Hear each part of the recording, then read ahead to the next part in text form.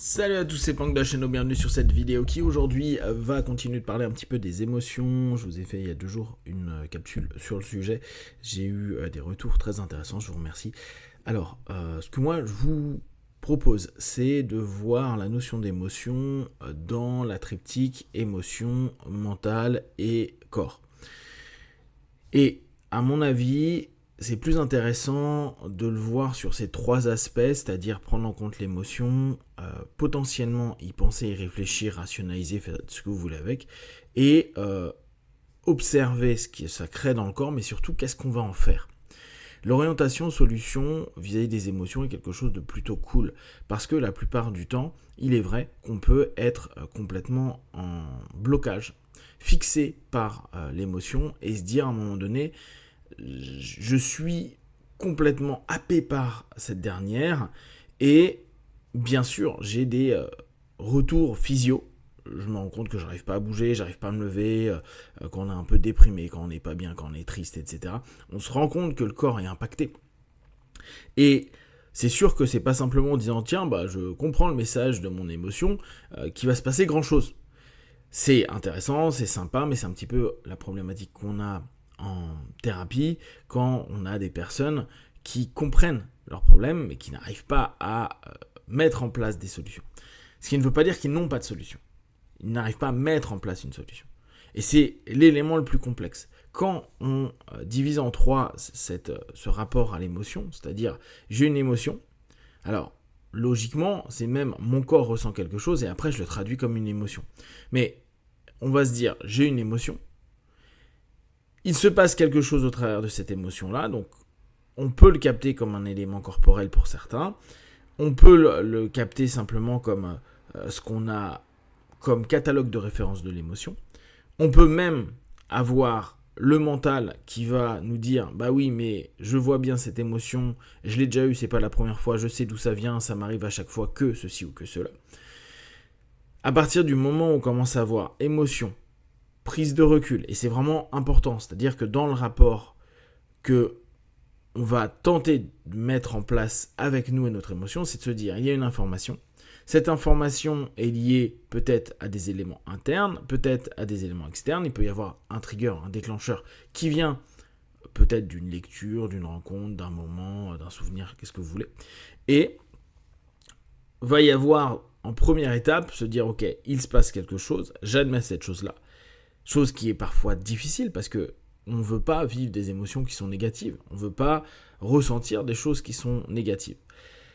Aller vers le mental permet de se dire ok, c'est quoi ? C'est un pas de recul. Mais à ce moment-là, on n'a pas forcément de solution. Et ce que je vous invite à faire, c'est de se dire ok, maintenant je vois l'information, je la comprends, je peux même noter à quel point ça m'emmerde, ça me fait du mal, etc., etc., pas de problème. Le côté mental doit à un moment donné ouvrir une possibilité d'avoir des options. Parce que bien sûr, on sait très bien que c'est pas parce que j'observe mon émotion que je vais me sentir mieux. On peut se dire je vais faire du mindfulness, c'est cool, génial, j'ai conscience de. Seulement quand ça dure, quand c'est récurrent, quand c'est répétitif, même si c'est quelques minutes, on peut avoir une espèce de distorsion par rapport à notre journée, où on commence à avoir un rapport de généralisation et de biais sur tout ce qu'on va vivre dans la journée, parce que cette émotion a été intense dès le départ, et qu'on a l'impression qu'il y a des résidus, il y a quelque chose qui est en train de se passer. Seulement, ce qui est intéressant avec les émotions, c'est qu'elles sont très variables. Et on le sait très bien, elles peuvent varier très vite. Parfois, il suffit d'un message sur son téléphone. Parfois, il suffit d'un élément qu'on voit, qu'on observe, qu'on entend, qu'on écoute. On peut se dire, tiens, j'ai une musique qui va me faire changer mon état psycho-émotionnel, qui va me faire changer mon émotion. Donc l'émotion, c'est rare qu'elle se maintienne. Et je reviens souvent sur cet élément-là. L'émotion positive, chouette, cool, agréable, si on pouvait la maintenir, si on pouvait faire en sorte qu'elle soit constamment présente, on le ferait tous. Donc on serait tous dans des émotions positives. Seulement, c'est pas le cas. Et c'est la même chose pour les émotions négatives. C'est juste que le nombre de déclencheurs ou l'état d'esprit, et là encore, c'est quelque chose qui est complexe, qu'on doit éduquer, on doit s'éduquer à tenter de pouvoir changer nos états d'esprit, pour les plus auto-hypnotistes d'entre vous, de réussir de passer d'une bulle de transe à une autre bulle de transe, et de se dire, je vais réussir à ne pas me faire happer pour avoir un ensemble d'autosuggestions négatives par mon émotion, mais je vais tenter, et c'est là où j'utilise mon mental, de un peu me dissocier, d'un peu l'analyser, et de chercher des options. La recherche d'options nouvelles, sachant que l'émotion sera éphémère, mais parfois le fait de s'auto-suggérer que tout est pourri, ça n'est pas ok, je suis triste, je suis mal, je suis tout ce que vous voulez, va pouvoir relayer l'émotion. Et à ce moment-là, c'est souvent le mental qui va amener l'état, et l'état qui va amener après physiquement et à nouveau émotionnellement, et ça va renourrir une émotion, et on va être dans un cercle un peu vicieux. C'est pour ça que le mental, si possible, c'est d'aller chercher des options. Alors bien sûr, il y en a, ils n'arrivent pas, c'est pas leur truc le mental, et donc l'autre option, soit en complément mental, ça se dirige vers le corps, soit passer d'émotions corporalisées et après mental, quand vous avez réussi un petit peu à prendre de la distance, c'est mettre en action le corps. Et là, j'insiste, mettez en action le corps. Faites quelque chose. On peut reprendre pas mal de systèmes un peu anciens. Je crois que même les gars en New Code PNL, ils l'avaient pas mal bossé. Mais il y a plein de systèmes un peu dynamiques qui amènent à un recours au corps. Plus basique, le plus connu, c'est de respirer. Respirer en 6-6, respirer en Breath of Fire, respirer. Respirer pour mettre une dynamique dans votre corps. Pour qu'en fait la sensation que vous avez pu avoir pendant l'émotion se transforme. C'est pas évident. Là encore, c'est pas genre je fais ça, c'est facile. Pour moi, l'ensemble des éléments que je vous propose, que ce soit là sur cette capsule, mais de façon générale, c'est une éducation à avoir, c'est-à-dire un entraînement à faire avant d'obtenir un résultat qui est ok. Souvent, quand on se dit mais moi je suis pas bien, je veux une solution, on veut qu'elle soit tout de suite. Moi, je pense qu'on peut avoir des éléments qui améliorent, mais qu'on doit s'éduquer pour que ça devienne simple et que en plus on crée des automatismes. Donc, le corps.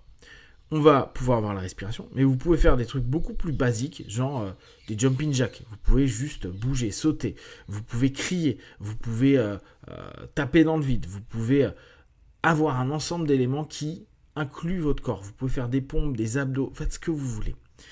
Bien sûr que ça va demander un effort. Et vous savez très bien qu'à chaque fois que je vous propose quelque chose, je vous dis, il va y avoir de l'effort.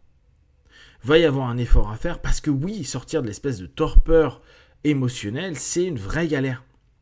S'imposer à se dire, je vais un peu bouger, je vais aller marcher, je vais respirer, je vais faire des choses, ne va pas apporter un méga bénéfice en un instant, j'ai plus d'émotions négatives, la vie est belle, youpi, youpla. Non. On va encore être dans de la galère. C'est juste limiter le rapport émotionnel pour qu'on sorte de cette boucle négative où on va avoir émotion, pensée à la con, autosuggestion, donc sensation de pourri qui ramène des autres émotions et ainsi de suite. D'accord ? C'est pouvoir aller vers une solution. Et c'est là où, si possible, votre mental devrait déjà répertorier un ensemble de techniques et d'éléments pour vous bouger, pour avancer. Pour recadrer, vous pouvez utiliser bien sûr les éléments les plus basiques de submodalité, d'autosuggestion, etc. Mais avoir un ensemble d'options qui surtout vous ramène dans votre corps, qui surtout va créer quelque chose dans votre corps. C'est pour ça que souvent le sport est un élément cool pour modifier les émotions, même si post-sport, 2 heures après, oui, on peut recommencer à être un peu down, etc. Oui, ça va se faire sur de l'effort, de la répétition. Le tout, c'est qu'au bout d'un moment, on redevienne maître de cette information, ou en tout cas que l'information émotionnelle ne soit plus quelque chose d'écrasant, mais simplement un élément qui, certes, n'est pas agréable, mais que l'on peut réorienter, rediriger, prendre en compte pour créer des nouvelles possibilités, ou en tout cas des options, afin de continuer à avancer le plus confortablement possible dans notre quotidien. Si vous avez des questions et des remarques sur le sujet, n'hésitez pas à partager sur Facebook, YouTube, j'y répondrai le plus rapidement possible. Et comme d'habitude, tout ce que je propose, ne prenez que ce qui est bon juste pour vous. Testez, observez, analysez et concluez. Be one. Ciao.